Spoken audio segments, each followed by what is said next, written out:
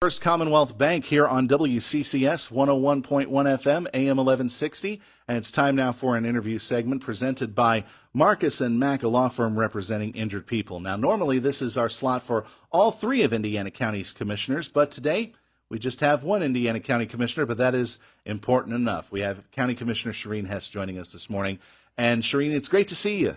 Good morning, Josh. I missed last month because I was off on something else, so I'm really happy to be here. I love to speak with you and the listeners out there. It's important for us to connect with them. So it's kind of a makeup for last month then. Yeah, why not? Why not, indeed? Sounds good. But you guys have been busy this morning because this is Election Day, and the county commissioners serve as the Board of Elections here in Indiana County. So what have you three have been doing this morning? Well, we always make it a point to try to travel around the county and visit the polls just to see how everything's going and say hello to people and kind of, stay out of the way, but thank our poll workers and all, thank all the people that make these elections happen, because it is a kind of a year-long process. You really have to make sure those machines are kept in safe places, and then there's testing of the machines to make sure, and then there's preparation of the ballots, and then there's the big day, and it requires literally hundreds and hundreds of people to make that all work. Now, when you see changes come up, like, say, for example, the two people who announced that they were dropping out of the governor's race, I believe.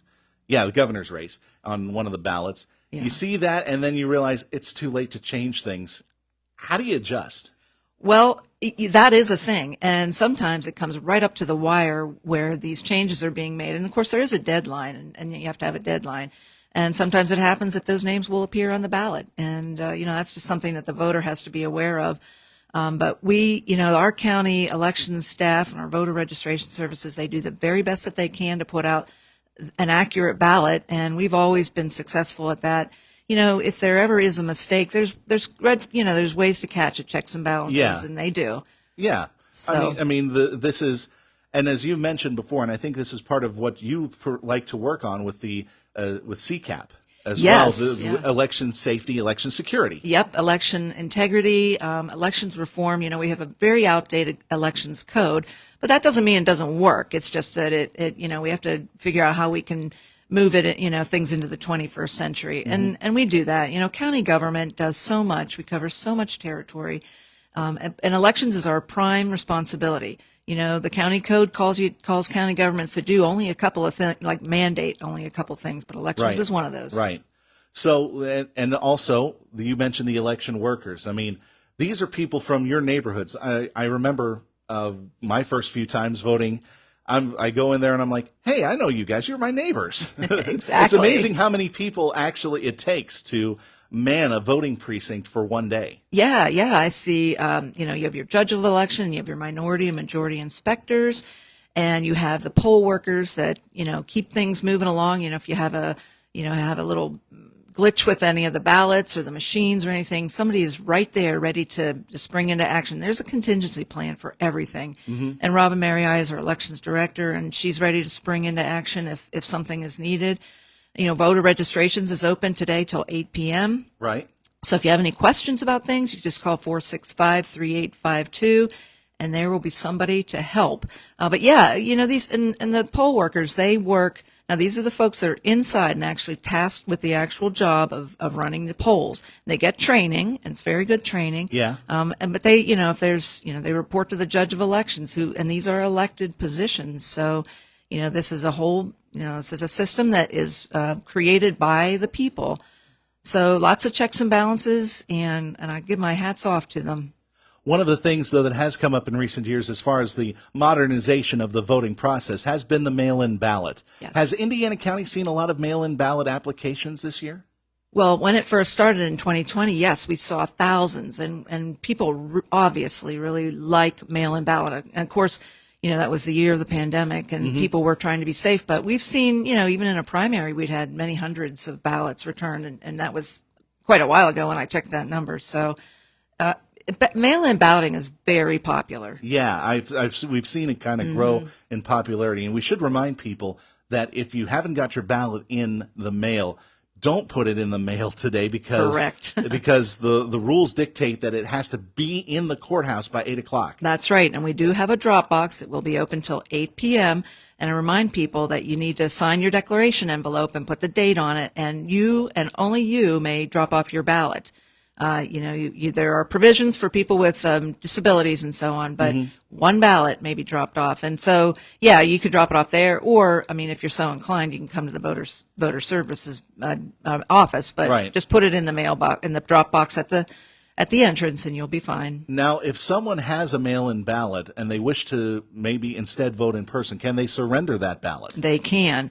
They need to bring that to their precinct, and they need to bring all parts of it, and then surrender that ballot, and you will be given a regular ballot. Do not, sometimes people are confused and they accept a provisional, but if you have all the parts of your original mail-in ballot, you may vote by regular ballot at your precinct. So there's a lot of ways that the vote will be counted, and it will be counted if you get that vote in. Absolutely. Before 8 o'clock tonight, if you have the mail-in ballot, or just head out to the polls today before 8. Yes, and I don't think there's any danger of lines, but if you are in a line by 8 p.m., you are eligible to vote. I remember many years ago when I was working in another county, we had reports of lines at Yes. certain polling locations. So they made sure that those people had their votes. They were able to cast their votes even though they were still in line by 8 o'clock. Yes, sir. All right. So voter turnout this year. For this particular election, we'd been hearing some stuff maybe out of Westmoreland, Allegheny County, maybe like 30% turnout. Yeah. Are it's you typical. are you expecting that, especially with the fact that this year it is a governor's race? We have a very Yeah. widely publicized Senate race. Are Mm-hmm. you expecting turnout to be around that figure? Or maybe higher? It's really hard to tell. I think it could be higher. A race always produces a lot of interest, but it's still the primary, and these are still races that a lot of, just aren't on people's radar screens for various reasons. We would love to see above a 35%. We'll see, and I hope so, and I really encourage people. Primaries are very important. These are your candidates who are going to run in the general election, and it's super important to get to those races as well. All right. I think we've exhausted election topics, Yeah. but let's talk about what else is going on in the commissioner's office. What are some things that people might be interested in coming out of the commissioner's Well, office? I'm happy to talk about anything, but broadband is still always a very popular topic. And, the county is set to put in $7 million worth of broadband expansion throughout the county over the next, year or so. We've done this through, funding from the CARES Act in 2020, through the Appalachian Regional Commission, through the Southwest Pennsylvania Commission, and our, all these partners, our transportation department, and this is so critical for people for telework, for telemedicine, for kids who are doing their homework, for people who want to run a small business out of their home. It's just so vital that we have this service. I have to say, though, government is, we're a partner in this. We are not going to be the internet service provider. So we depend on those businesses to do their thing, but we can work to clear the way to lay the fiber, to work with those kinds of operations. And we just know that it's so vital. So we're planning, the county's going to put in $3 million of its own from its various funding sources, but we're getting in $4 million. And that's a start. Yeah. We're working on the underserved and the unserved areas, So if you don't have broadband and you haven't yet, identified your residents, give us a call, and we're keeping a list. And we know where people have received it in the last year or so, and they're elated, and I'm happy for them. And I do understand, it's very frustrating. So we're continuing to work on that. But this is going to be a long process, is what you're saying, It to try is. to get to everybody who is unserved or underserved. Right. And it's hard. There are going to be some homes where it just cannot happen because of, topography or just being so remote. Yeah. There's going to be homes. There's options for that. I can't really talk too much to the Elon Musk satellite situation, but yeah. it's there. So just know that the county is doing its very level best. You mentioned the CARES Act. One thing that did come out of that as well, I think, the CARES revolving loan funds for the Yes. businesses. That program actually just wrapped up. Yes, it did. With the final loans being handed out.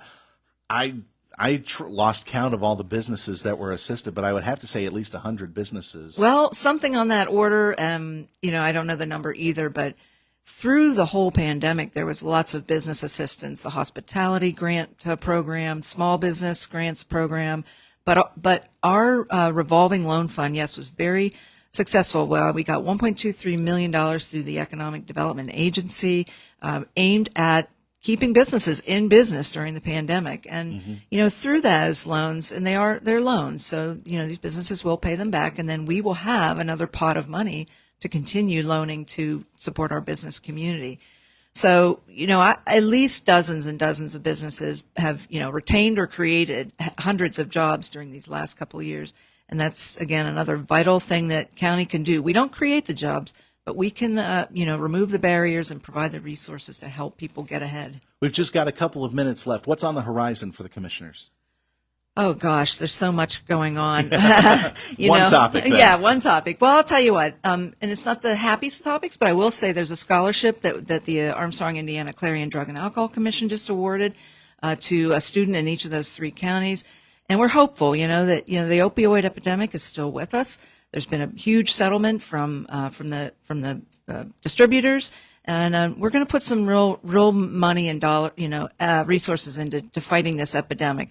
Those of you out there who have family members with substance use disorders, just know there's help available, and get in touch with us. We're here for you. Sherene Hess, thank you very much for joining us here on Indiana in the Morning. Give my best to Mike and Robin I sure and everybody will. over at the office, and I will see you guys next Wednesday All for right. the public meeting. Thank you, Josh. Thanks again. Sherene Hess joining us this morning here on Indiana in the Morning, presented by First Commonwealth Bank on behalf of the Indiana County Commissioners, and our interview segment presented by Marcus & Mack, a law firm representing injured people.